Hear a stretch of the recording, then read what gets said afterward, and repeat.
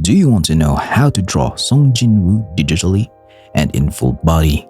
If your answer is yes, then this is the perfect video tutorial for you to watch, because I'm gonna teach you on how to do that. I'm going to use Clip Studio Paint EX for this tutorial because I am comfortable using it. So the canvas size of this project, it started with the size of 2000 by 2000 pixels, both height and width, with a 350 resolution size. I just resized the canvas as I draw in this tutorial because I am going to draw the full body of Sung Jinwoo here. Before we begin this tutorial, we will need some reference image of Sung Jinwoo. I have prepared 3 images of him, so be sure to look carefully on the images I prepared so that we can see all of his design details. Then to spice things up, I chose a real person as my third reference as Jinwoo's pose. As we look into the images of Jinwoo, his facial details are more in the longer side, with the small eyes, simple long nose with longer neck, body, torso, and legs. This is the unique design of this manual series.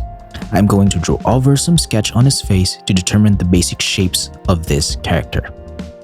Now, let's go to the reference image of his full body to determine again the basic shapes, distance, and details of this character. Again, the characters in the solo leveling universe looks very tall, long body, torso, and limbs. Now let's translate these basic shapes and draw them alongside with the reference pose I chose. I'll be using boxes, spheres, and cylinders in drawing his pose. It is much better to draw these images with 3D perspective so that it will not look like flat and lifeless when we draw it. So be sure to watch the process, and I'll speed it up a little bit so that it will not take longer.